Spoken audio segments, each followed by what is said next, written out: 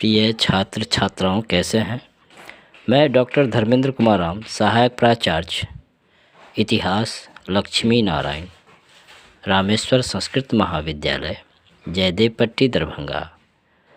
मैं पुनः online teaching के लिए उपस्थित हुआ हूं और आज मैं उपशास्त्री द्वितीय वर्ष के छात्र छात्राओं के लिए प्राचीन भारतीय इतिहास के अंतर्गत ऋग्वैदिक काल की राजनीतिक व्यवस्था के अंतर्गत हम लोग आगे की कड़ी में चर्चा करेंगे। बच्चों, इससे पूर्व के क्लास में हम लोगों ने जाना कि वैदिक सभ्यता को अध्ययन की सुविधा की दृष्टि से दो कालखंडों में बांटा गया है, ऋग्वैदिक काल और उत्तर वैदिक काल। जहाँ ऋग्वैदिक काल की अवधि 1500 ईसा पूर्व से 1000 ईसा पूर्व माना जाता है, वहीं उत्तर वैदिक काल को 1000 ईसा पूर्व से 600 ईसा पूर्व के बीच रखा गया है। ऋग्वैदिक काल में सबसे पुराने वेद ऋग्वेद की रचना की गई। तत्पश्चात यजुर्वेद, सामवेद, अथर्ववेद की रचना की गई। ऋग्वेद से हमें आर्यों की या ऋग्वैदिक काल की लोगों की राजनीतिक, सामाजिक, आर्थिक व्यवस्था या उसकी क्या स्थिति थी, उसके संदर्भ में हमें जानकारी प्राप्त होती है। ऋग्वैदिक कालीन राजनीतिक व्यवस्था का यदि अध्ययन किया जाए कि उस समय किस तरह की शासन व्यवस्था थी, तो हमें पता चलता है कि इस समय जो शासन व्यवस्था थी मुख्य रूप से राजतंत्रात्मक शासन व्यवस्था थी, जिसके प्रमुख या अध्यक्ष राजा हुआ करते थे।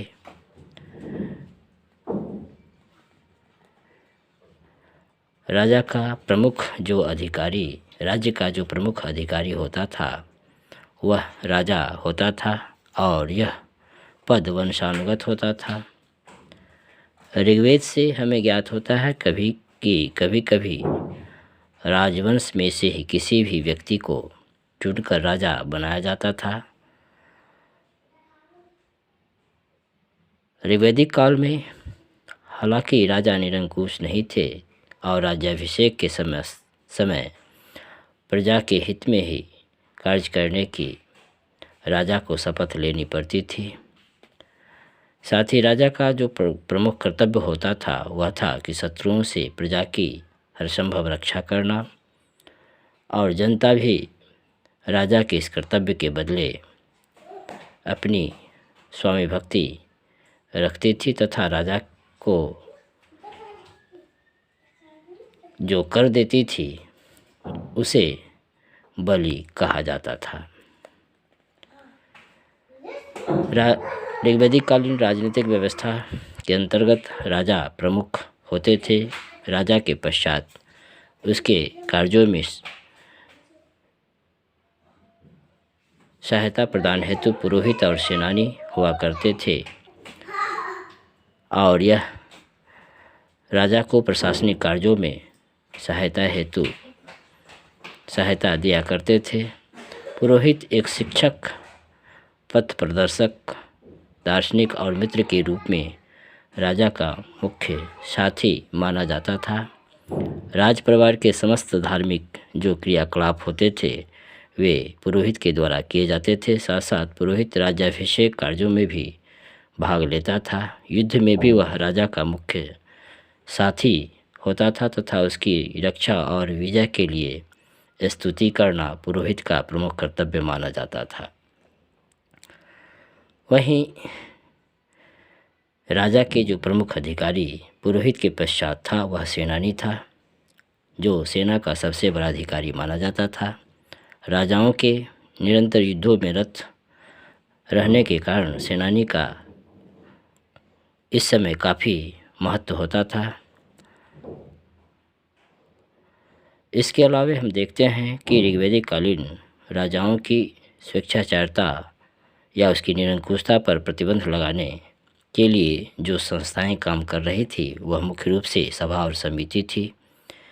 वेदों में सभा और समिति को प्रजापति की कन्या कहा गया है। ऋग्वेद में दुर्भाग्यवश इन संस्थाओं के कार्यों एवं अधिकारों का स्पष्ट तो नहीं किया गया है, लेकिन सभा एवं समिति में अंतर और उनके कार्यों के विषय में विद्वानों में काफ़ी मतभेद रहा है। प्रारंभ से ही संभवतः सभा श्रेष्ठ और समिति लोगों की आम सभा थी जो राजा को चुनने और उसे पदच्युत करने का उसे अधिकार प्राप्त था।